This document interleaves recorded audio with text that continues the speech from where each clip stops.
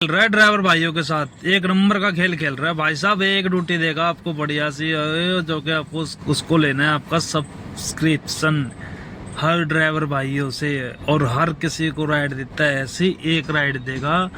और भाई साहब आप सोचोगे चल भाई एक राइड आ गई, एक दो राइड और ऐसी मिल जाए आज का काम सही हो जाएगा, मर मिलेगी कहाँ से, उसे तो एक ही राइड देनी है, सब्सक्रिप्शन जो लेना है।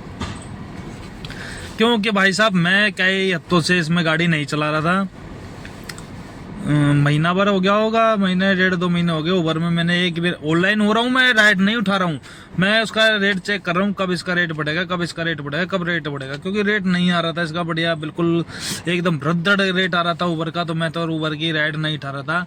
मेरे पास फोन भी आता है, सर आप राइड एक्सेप्ट नहीं, ऑनलाइन आ रहे हो और राइड एक्सेप्ट नहीं कर रहे हो, क्यों, कोई कारण। मैंने बताया आपका रेट कार्ड वगैरह, आपका रेट एकदम रद्दड़ है, आपका रेट एकदम बेकार है, महा बेकार रेट है। और ड्यूटियां देते हो आप, एक ड्यूटी अच्छी दे दोगे उसके बाद आपकी ड्यूटियां ही नहीं है। मैंने कल एक राइड मारी थी 1700 रुपए की उबर में, उसके बाद भाई साहब एक भी राइड मेरे को ऐसी नहीं मिली जिसमें मैं जो है उसमें राइड करूं, मन करे मेरा इस राइड को उठाऊं। एक भी राइड नहीं मिली, पूरी रात मैंने गाड़ी चलाई इंतजार में, वो भी मैंने काम करा रैपिडो में। उबर में मेरी एक ही ड्यूटी हुई थी जो 1700 रुपए की मैंने राइड मारी थी, क्योंकि उसे अपना चाहिए था सब्सक्रिप्शन मेरे से, उसने सब्सक्रिप्शन मेरे से ले लिया।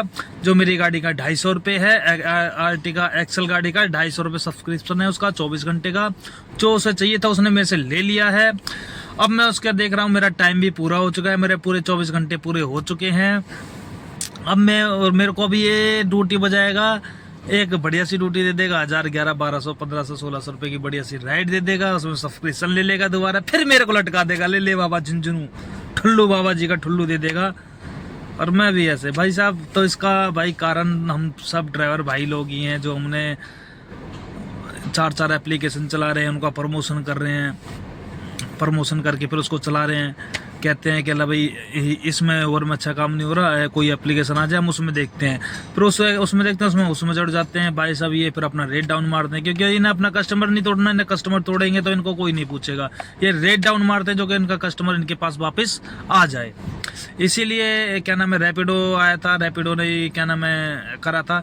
शुरू में एक्सल में रैपिडो का भी रेट नहीं था, अब रेट देने लग गया रैपिडो, एक्सल का रेट बढ़िया देता है। अब पहले शुरू में एक्सल का रेट था ही नहीं, एक्सल का बिल्कुल रेट नहीं था रैपिडो में, अब रैपिडो अच्छा रेट दे रहा है, एक्सल का भी बढ़िया रेट देता है।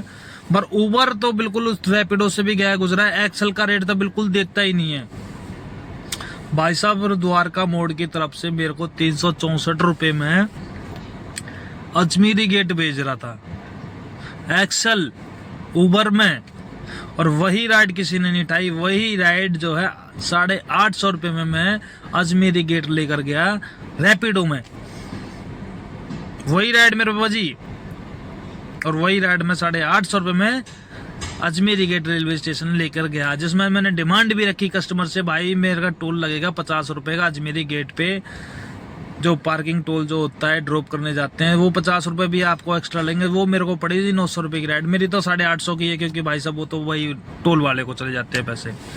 तो उस चीज़ का सारा कारण हम ड्राइवर भाई लोग ही हैं। ये जो रेट कम वगैरह हो रहा है, तो हम ड्राइवर भाइयों को ही कुछ सुधार करना पड़ेगा, हमको ही कुछ एकता बना के रखनी पड़ेगी, तभी इन कंपनियों को मुंह तोड़ जवाब मिलेगा। और नहीं तो फिर भाई साहब ऐसे ही लटके रहो। मैं तो कहता हूँ कि जो दिल्ली NCR के जो टैक्सी ड्राइवर है ना भाई साहब, ये कभी एक नहीं होंगे, और जो एक हो सकते हैं वही कमेंट में लिखेगा एकता ड्राइवर।